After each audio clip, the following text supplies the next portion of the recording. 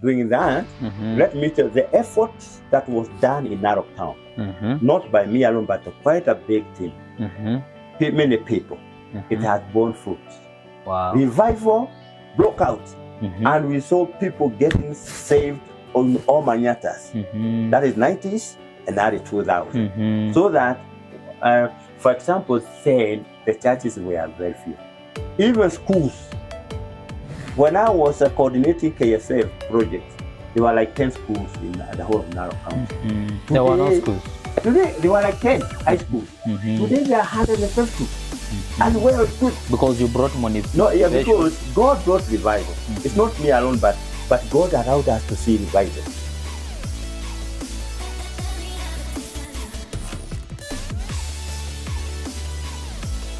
Yes. Before I finish the story of Narok and how I came to Kitengela, since at one point as we were doing that evangelism and Narok evangelistic teams, I was appointed to do the Gideon's International work. Gideon's International, there are these people who distribute Bibles. They distribute to primary schools, hospitals. That is after hotels. you have brought up the Olosokwan thing. No.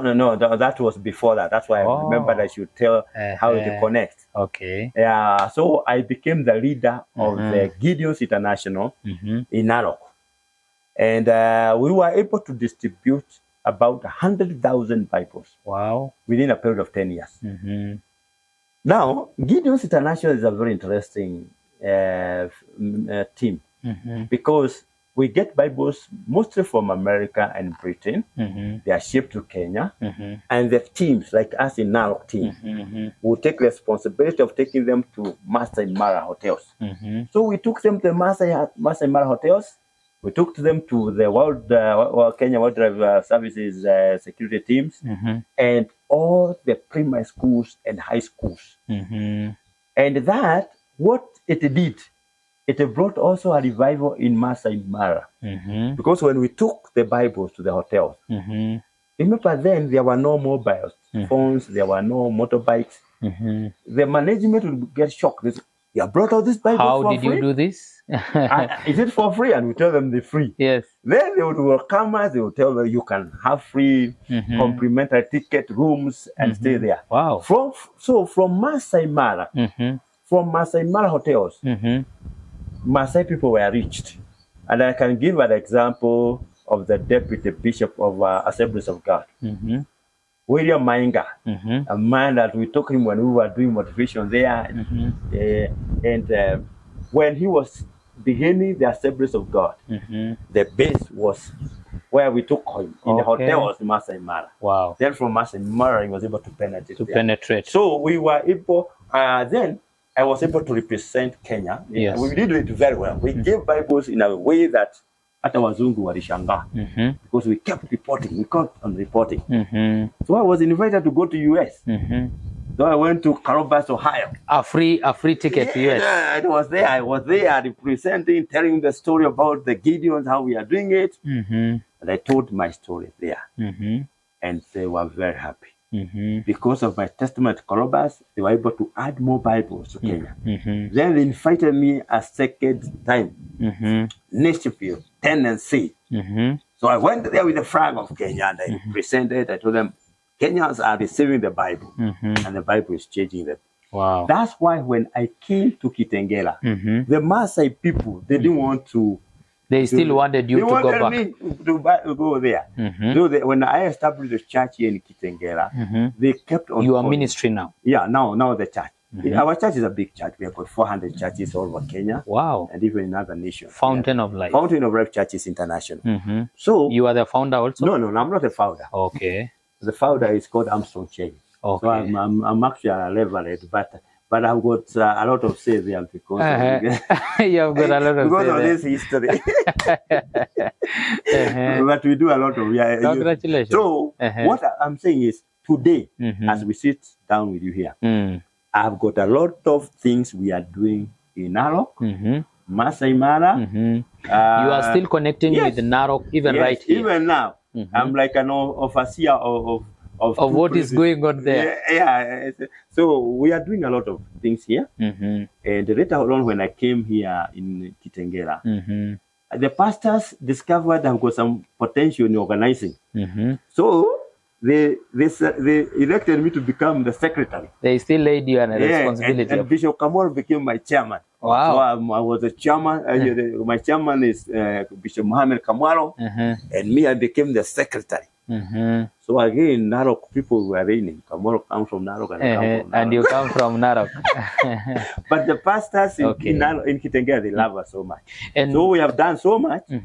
We have held a lot of meetings. Then Kitengela was a small town because I've now been in Kitengela for about 10 years. I've seen Kitengela grow. Oh, wow. So then is when people told others, Titi Muriu is not just a pastor. He's a building professional. Wow. So together with another profession who is a Maasai, I may not name his name here. Yes. We established a company called Olosokwan. Okay, in Narok? No, it's just the headquarters is here. In Kitengela? But we take projects over Kenya. Oh. Some small projects, the engineering project, doing some things here and there. So we are doing construction. So apart from the ministry job that you are doing right now, which is part of your passion, you are also doing the building projects. Yes. I do. Even right now, I've got a project near this time. Which we are trying. And how are you multitasking the two? Now that we know ministry issues are very heavy, you are laid upon people. No, they are not heavy. It's not that pastors are lazy. They are lazy. You know, when you look at your day program, 24 hours, you can give construction because it's about supervision and consultation. Even if you give the site a few hours, like 6 hours, 4 hours, it's able to be done. I remember to divide my time. Okay. I divide my time, and I'm able to do it excellently. Thank you so much, Pastor David Muriu. This is a very inspiring moment. Now, what message do you have to, because you said you have a burden to every young man outside there. We have a lot of men who are very lazy. We have so many of them that are idle today. We know the government is not able to offer all of them jobs. We have a lot of jobless young men. What message do you have for any young man outside there? The message I have for young people is this. Young people have got a lot of potential. And when young people are revived and they connect with God and they are well motivated and mentored, they can change the whole nation. In the Bible, we read about Daniel. Daniel, although he had come from a very bad background, he had seen the destruction of Jerusalem. He had seen he had all reasons of being discouraged. But he remembered the prophecy of Jeremiah 29, verse 5 to 7. And he told them, Jeremiah had told them, when you go there, build houses, get married, get the best of the land. And Daniel, when he went there, and he got an opportunity to join one of the best academy, together with his friends, Meshach, Shadrach, and Abednego, they worked hard. They became best. And they were disciplined. What I'm telling young people, it doesn't matter your background. No other person had a bad background like Daniel. But when he got an opportunity, he became the best. He proved himself. Our young people in Kenya, you are becoming discouraged for nothing. You have not suffered like other people. Joseph is another young man. He had been disowned by his relatives. Actually, he was sold like a goat. Throwaway price. Throwaway price. Yes, throwaway price. That shekels. But he did not give up. He believed he had the potential. He was always determined. Yes. And he determined, he was focused and said, he's a man of integrity. Let me go back to the story of Daniel. After he studied and he became the best, he became a prime minister in a foreign country. In a foreign country. In a country that was oppressing them. Because when you excel, when you become the best, people will come looking for you. It doesn't matter where you are. And I've seen it in Narok and among the Maasai people. When a Maasai becomes the best and he does his best, people will come looking for him. They will look for you. Yes. They will come in your manyatta and they will pick you out. They picked Daniel, he became the prime minister. When you strive to be the best. Yes, be the best, work hard. Don't be discouraged. You know, a human being has got 3 parts. There's the head, there's the heart, and there's the body. Hata kama mili ikipigika namna gani. Be sober. Mind, yes. Be sober in your mind, and also don't defile your heart. Young people in Kenya, what they are spending a lot of time thinking and meditating and wondering instead of feeding themselves with good things. Feed yourself with the word of God. Listen to great people. Listen to great stations like Planet, Jim, Green, TV, and you hear the best motivational stories. Thank you very much. Yes, and also, I said, people like Esther. You remember that niece of Mordecai? Yeah. Theology tells us she had seen her parents die, being killed by these terrible people. But she don't give up. When an opportunity came for her to be the best, she polished herself and she became the queen. We have got people like Ruth. Yes. Ruth was also a young person. She had come from a very bad background, the Moabites. Another time I will tell you who are Moabites. They were terrible people. They were born through a lot of funny things. But she worked hard. Wow. From just being a hustler, she became the landowner of Bethlehem. I want to tell you, you can change your nation through hard work and through believing God. Even Jesus himself was a youth. Kwani Yesu alikuwa na miaka ngapi? Sure. He started from 30 and he accepted when he was 33. Alikuwa vijana. Alikuwa kijana. So a very young youth. Yes, he was a youth. You can imagine his team. They were younger than him. People like Peter. And so we can also succeed. Yeah, sure. We have to tell our people that the young people, they can change this nation. David alibadilisha. Hata kama alikuwa described by his brothers, alikuwa hapo umewachia tu kondo yetu nani? What have you come to here? And he said, what will happen to the person who killed this sheep? He was so determined in making this. Kwanza atachotewa na mfalme. No paying taxes like the way we are having problem in Kenya about paying taxes and tax free. And top of that, atapewa mrembo wa mfalme. Anasema kama ni hivyo, hii takataka litajondoa in the name of God. And we have to motivate our young people. They are like Thank you very much. Thank you very much. Thank you for hosting me. I'm so happy about Planet Jim Green TV.